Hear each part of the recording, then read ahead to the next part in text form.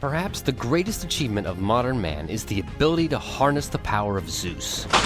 The importance of controlling electricity is easy to take for granted, but electricity is why doing stuff at night is so easy, and at this point, it's what keeps the first world first.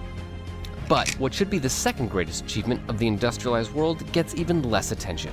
It's the ability to put Zeus in your pocket. The battery is the silent, unsung hero of modern man, and batteries are everywhere. Just go to a concert. The ability to store up some energy, walk around with it, and use it when you need it has had a profound effect on our lives and our cultures. The battery is what gives us instant images, and that has made things possible like internet memes and revolutions. There are many different types of batteries, but they all pretty much work the same. Let's look at a cell phone battery. Now, to understand how a rechargeable battery works, you need to know a little background. The electron. This is an atom. The inside has a clump of positive charged particles in it called protons. The outside is a buzzing cloud of negatively charged particles called electrons. And electrons are the key to electricity. The movement of electrons is what makes the lights go on. So how do you get electrons to move through a wire if they're happy just buzzing around as part of an atom? Well, it turns out that electrons just want to be happy. And for electrons, happiness is being at a lower energy level. Think of it like this. Let's say a high energy level is like working at a high stress job, and a low energy level is like sitting at home stress-free. If your boss said, "Hey, do you want to work from home?" you'd do that. And if your boss said, "Hey, do you want to stay at home and still get paid for not doing work?" who wouldn't do that? Well, electrons do the same thing. For electrons, buzzing around some atoms is like working in a high-stress environment, and buzzing around others is like sitting at home and getting paid for nothing. A battery basically gives electrons a path to a happy, stress-free life, but makes them work for it, which we'll get to in a second. The ion. Here's the atom again. As we mentioned earlier, there's a positive charge part and a negative charge part. In a normal atom, there's balance. The number of protons equals the number of electrons. But if an electron leaves this atom, now the positives outweigh the negatives, and we're left with a net positive charge. Add electrons, and we're left with a net negative charge. These are ions. An ion is simply an atom that is no longer neutral. It has a charge because it has either lost or gained electrons. So while electrons want a low energy, stress-free life to be happy, ions just want to be neutral. And they do this by finding an opposite charge and sticking together. The heart of a battery is electrons and ions trying to achieve happiness. The battery.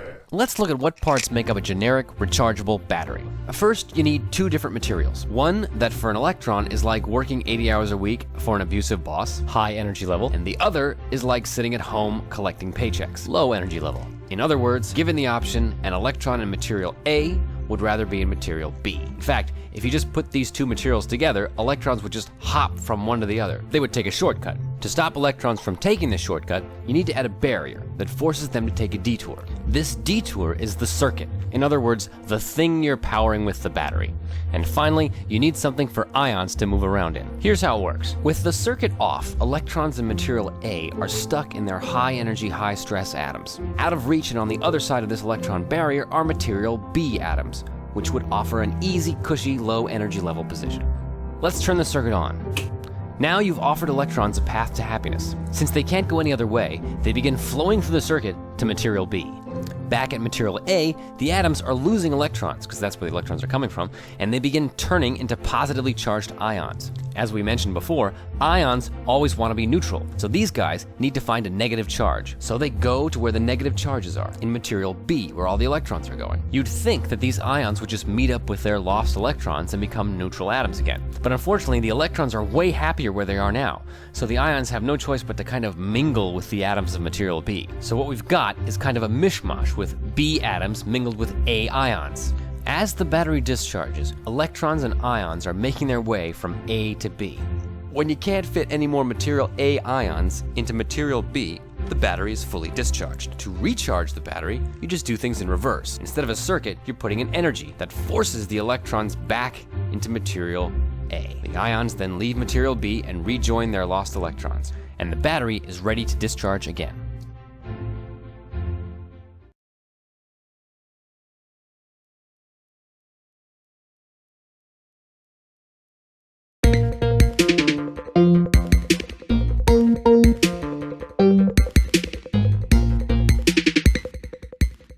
battery, the word brings up a number of different chemistries, sizes, and capabilities. When considering what battery technology to use, there are a few important attributes to keep in mind. Namely, first off is milliamp hours. You'll see this rating printed on most batteries. It tells us how many milliamps the battery can supply for a period of 1 hour. So, this lithium polymer battery can provide 1200 milliamps continuously for 1 hour. Milliamp hours tells us how long a battery will last. Nominal cell voltage. This is how many volts one cell of that battery chemistry can generate. No matter what size the cell is, it will always generate the same voltage, as long as it uses the same chemistry. Rechargeability. Can the cell be recharged? If so, how many times can it be recharged? So now that we have those basics down, let's look at the most essential battery types, starting with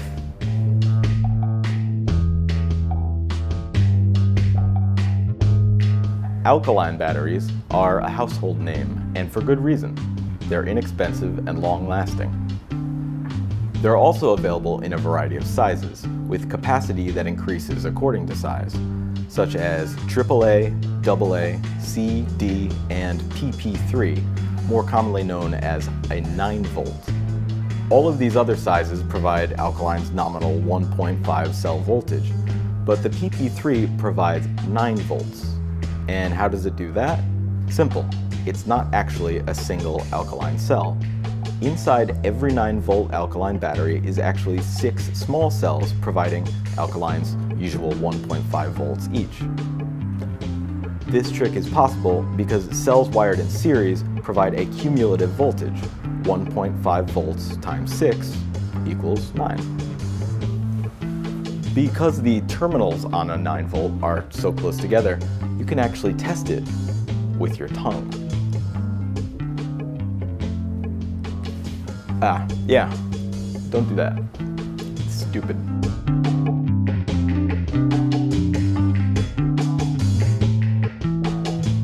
Coin and button cells are well suited to applications where space is at a premium and current consumption is low. But the term coin and button really only describes a general form factor. These little guys can be made using alkaline, zinc air, lithium, as well as other chemistries too. So their characteristics can vary quite a bit. Some are even rechargeable. The most common coin cell size is likely the LR44 alkaline, as seen in watches, hearing aids, and many other ultra-compact devices. Like their big sisters, these are 1.5 volt cells, but the capacity is 1/10 of a AA battery. Another common size is the CR2032, a 3-volt lithium cell. These are wider and flatter than an LR44. Being a 3-volt cell means they can even be used for things like this.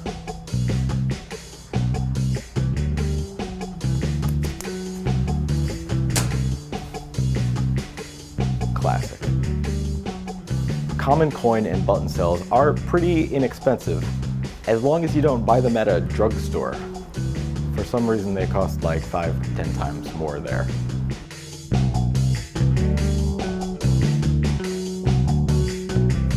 Alkalines are all well and good, but once they die, they're headed straight to the landfill.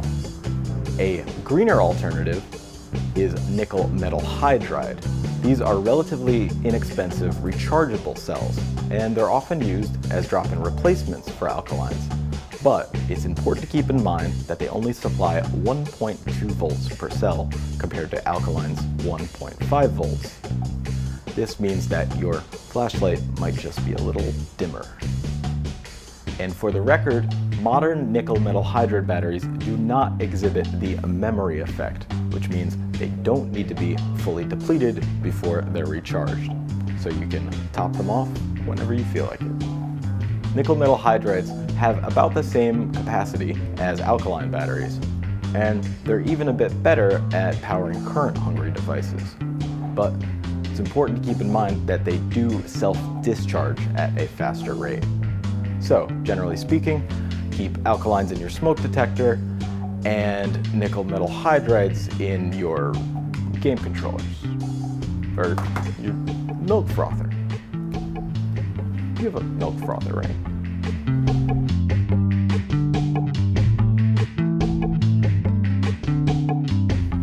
Lead acid batteries are the oldest rechargeable, and with their low energy density, they're also the heaviest. They're still in use today because they're so good at providing very high surge currents, as in tens of amperes, which makes them really good for applications such as starting a car. Lead acid size and weight means you won't find it in personal electronics, but if you have a power-hungry project that needs to run for days, lead acid is your best choice. I hear robots are quite fond of them.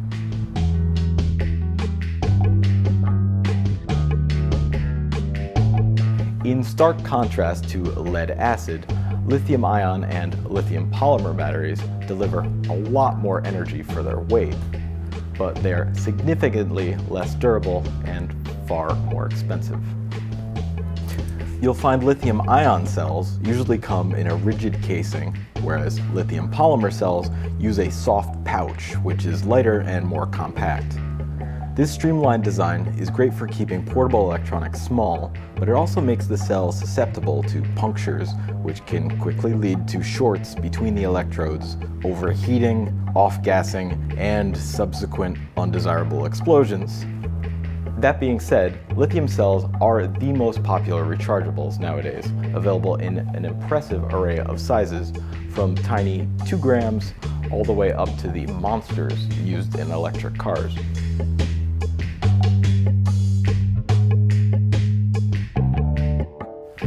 And that's the basics. A variety of battery types for a variety of uses. It's important to choose the right cell for the job. Now, if you excuse me, I'm going to go recharge myself.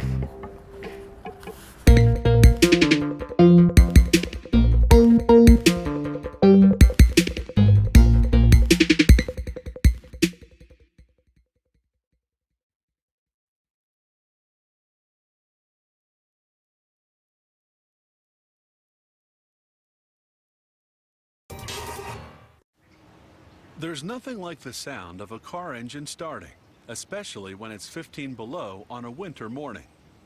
Today's automotive batteries are smaller, more powerful, and more efficient, even at extreme temperatures. It's all thanks to the power of lithium-ion cell technology.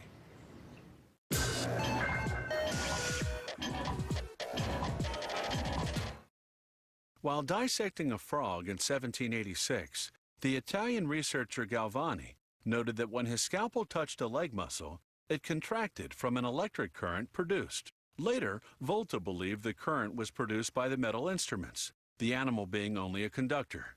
To prove it, he stacked discs of zinc and copper, connected by conductors and fabric, impregnated with an acid solution. And so, in 1800, the electric battery was born.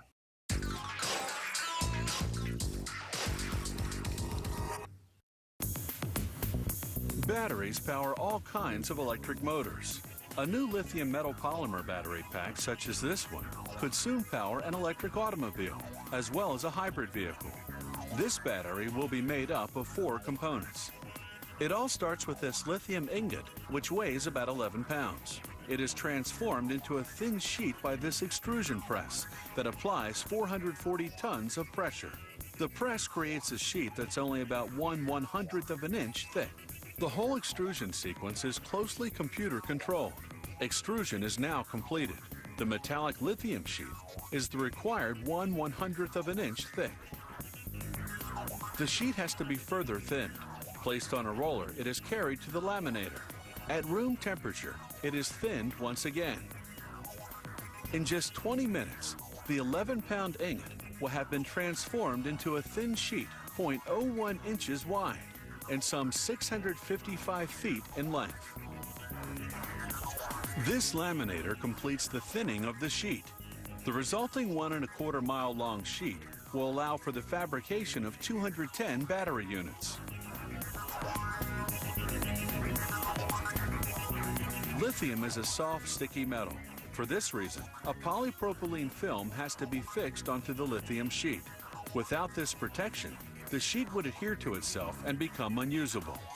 The sheet will be used to make individual battery cells.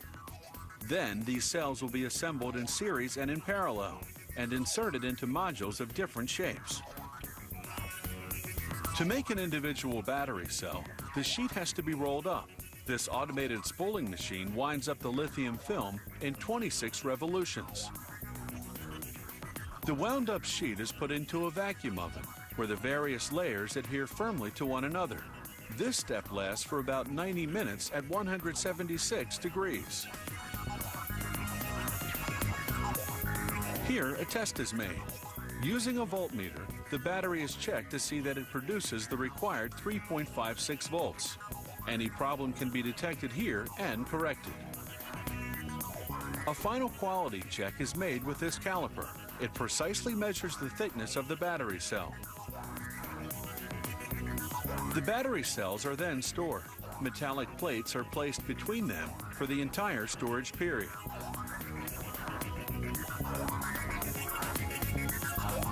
One more step remains, and that's the metallizing of the contacts.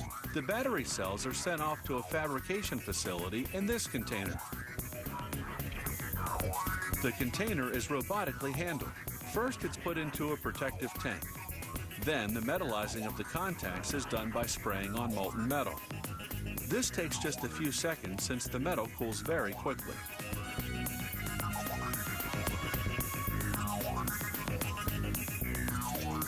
The battery is now finished. It is comprised of 4 elements: lithium, which acts as the anode, a metallic oxide cathode, a dry solid polymer electrolyte, and a metallic current collector. All that remains to be done is the assembling of the individual battery cells into a module. It begins with the placing of individual cells onto one another and isolating them with foam so that they do not touch each other. These red sheets are actually heating elements, since the lithium metal polymer cells function at temperatures of between 104 and 176 degrees.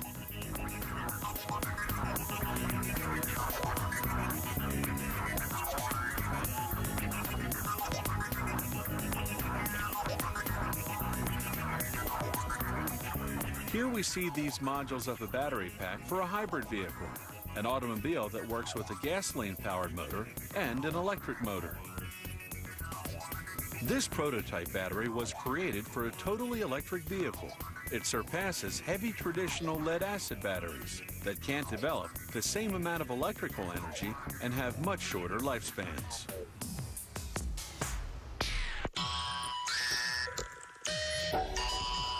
If you have any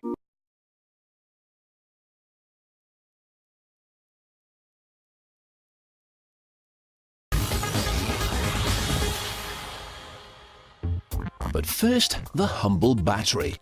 Last year, the UK used more than 680 million of these little tubes of power. But how do they actually work? These cases are for the standard AA battery. But what else do you need to make one?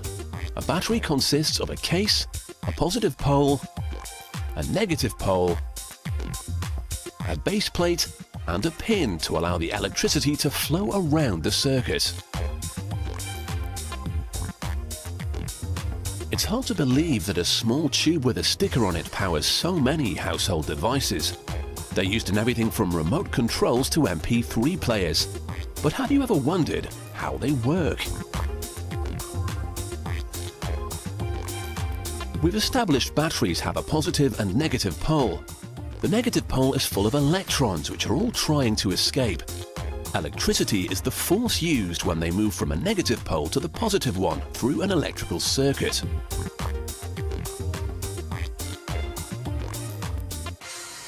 The materials used to make the positive pole are manganese dioxide and graphite. You might be familiar with graphite as it's used to make the pencil. The positively charged mixture works by absorbing electrons that pass into it. It gets pressed into rings which are then inserted into each battery case. The more that can be put into each battery, the longer that battery will last. The mixture is loaded into the top of the machine here. And once it's compressed, the rings are then loaded into each battery as it passes below. For the battery to work, the positive and negative poles must be kept apart. A rubber-like material is rolled up and used to create the internal barrier that does this. This high-speed machine then inserts each individual roll into the batteries, which are already lined with graphite. To show you how it works, we've had to have the machine stopped. The lining is highlighted here in red. As the batteries come out of the machine, they've slowed just enough so you can see the white lining in each case. Like yin and yang, a battery is made up of two opposites. They have both a positive pole and a negative one. We've got the positive. Now we need to make its opposite by combining zinc powder and a gelling agent. The mix is very toxic though, so a machine is used to minimize human contact. The combination creates this gloopy substance, which is a negatively charged gel. Once it's fully combined, this is added into the lining in the battery cases. We've now got the two sides to the battery, but to make them work, the electricity needs to get from one side to the other. If the electrons can't travel between the poles, the battery won't power your remote. So to get round this problem, the clever guys at the battery factory have come up with a solution. That's where these base plates come in. Although it's normally used for the road surface, each plate is loaded with a squirt of bitumen. It makes an excellent glue. Brass pins are then introduced, and this is the secret to how the electrons can get out. They travel down through this pin and into your remote or any of the hundreds of devices that are powered by batteries today. You can now use them to help you switch channels, light up your torch, or power your MP3 player.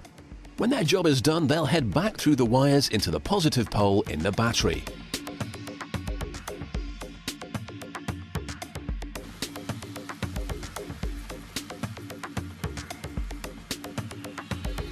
Once they've been assembled, the plates and pins are fed into this machine, and a hydraulic press squeezes them into the waiting case.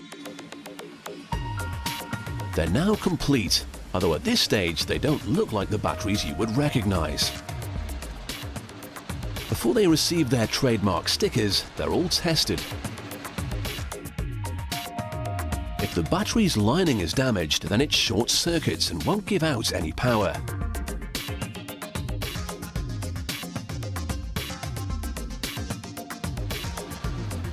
This machine tests each one and removes any of the faulty ones, so you're not left frustrated and powerless.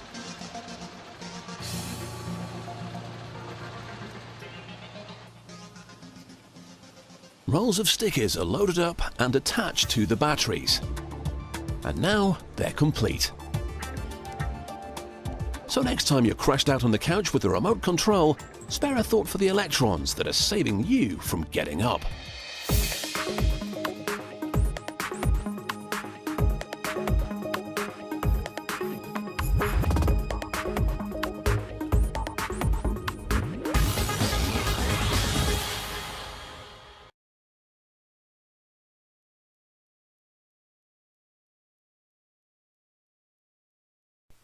Deep cycle batteries are found in a variety of vehicles, like trains, boats, and forklift trucks. Whereas a car battery provides a quick surge of current to start the engine, a deep cycle battery provides a steady amount of current over a long period of time. Let's charge over to the factory. Deep cycle batteries range from 2 to 48 volts. Their power is generated by cells, a group of lead plates coated in lead oxide and acid. This casting machine produces lead grids that will become the plates in the power cells. The machine pours molten lead into grid-shaped molds. Water circulating through the mold hardens the metal in just 5 seconds. The machine casts 2 types of grids, negatives and positives. The next machine coats the grids with a chemical paste that contains lead oxide and acid. The positives get one paste formulation, the negatives a different one. The grids are now called plates. Workers stack them in cases, alternating positive and negative, then drop them into tanks of sulfuric acid to charge. The lead oxide and acid in the paste store the power. After charging for 24 to 72 hours, depending on the model, the plates go into a machine that washes them 3 times to remove acid residue, which if left would corrode the metal. The charging process blackens the plates, which are now called dry charge plates. A machine wraps each positive in glass strand matting, an insulation material similar to fiberglass, then in a plastic envelope. These coverings protect the plates from short circuits. Workers stack the plates again, positive, negative, positive, negative. This time though, each stack contains a specific number, from 5 to 33 plates, depending on the battery model. Each stack will become one cell. A cell provides 2 volts of electricity. Each plate has a tab. A robotic machine cleans the tabs with a wire brush and a chemical solution called flux. Then, it dips the tabs in molten tin. This tin coating will improve the bond when they solder the tabs together. The robot wipes the tabs on a flux-imbued sponge to clean their surface once again, then drops the cells into a mold containing molten lead. This solders the tabs together, bonding the plates within each cell. The process casts 2 lead posts on the cell's positive side and 2 on its negative side. These posts will connect the cells and build the required voltage.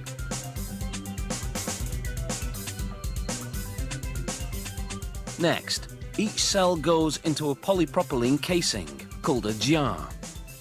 Each cell is tested to make sure it functions properly. This also shows if the cell is positioned correctly in the jar, so that the positive and negative signs on the cell cover will be on the corresponding posts. The cover is heat sealed and the protruding posts are sealed with lead. Air is pumped into the cell and soapy water is brushed over the cover to test the seals. Any bubbles indicate a gap that needs to be resealed.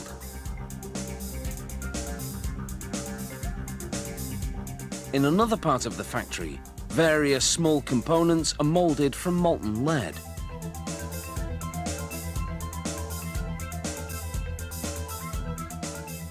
Among those parts are the connectors that link one cell to another.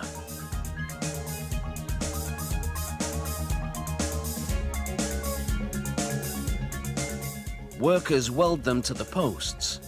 These are 8-volt batteries, so for each one, they connect 4 cells inside a polyethylene case. Now that assembly is complete, the case cover goes on. These rubber grommets keep water from seeping inside and shorting the battery. Now the inside is filled with sulfuric acid, which functions as an electrolyte, the medium that helps the lead in the plates conduct electricity.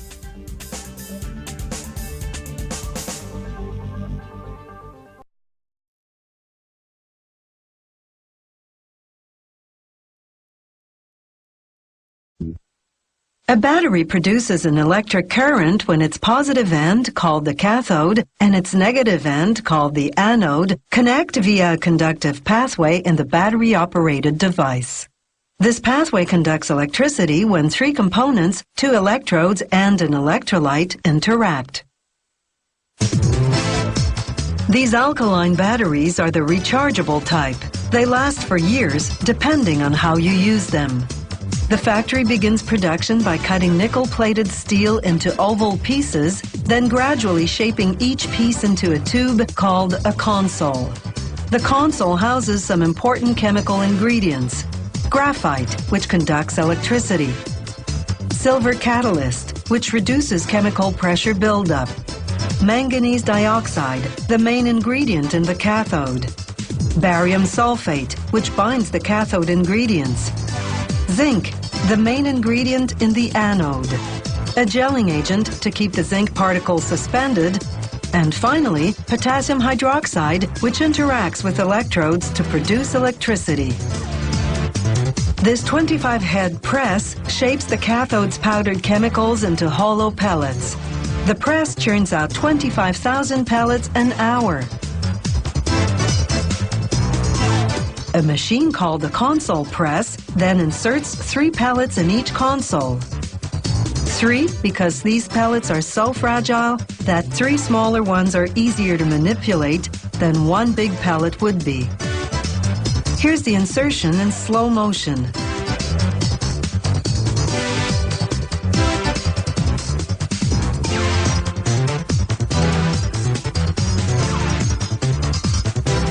The next machine makes a ridge on one end of the console to help seal it.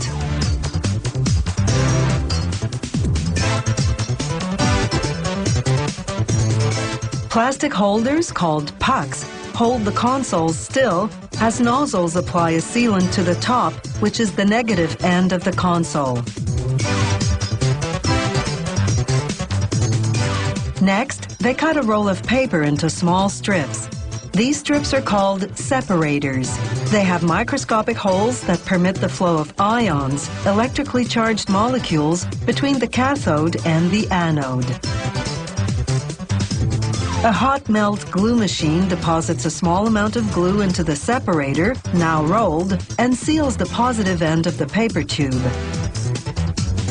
The glue cools and hardens over the next minute and a half as the consoles move along a conveyor. The next machine injects an electrolyte, a potassium hydroxide solution. It takes 9 minutes to soak through the separator liner into the cathode pellets. Nozzles then inject about 4 grams of zinc gel into the anode cavity. Only about 2/3 of the gel weight is actually zinc. The other third is this company's closely guarded trade secret. It's what makes these batteries rechargeable. The zinc gives the gel its silver gray color.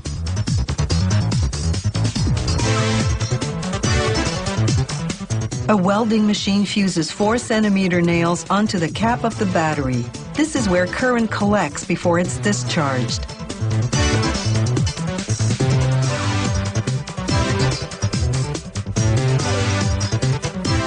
The machine ejects the cap when finished, and another machine inserts it into the negative end of the battery.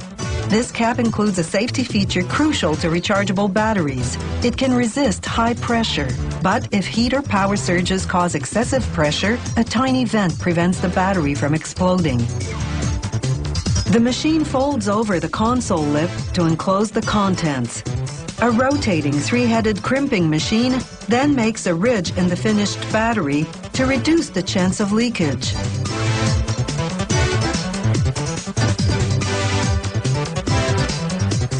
An electrical testing machine contacts each battery for 200 milliseconds to ensure it has at least 1.5 volts. These batteries will be ready to use right away. No need to charge them first. The labeling machine uses light sensors to time the labeling of each battery casing. The plastic label lists technical information and adds additional insulation. Then, 3 seconds in an oven at 198 degrees Celsius shrinks the labels to a tight fit.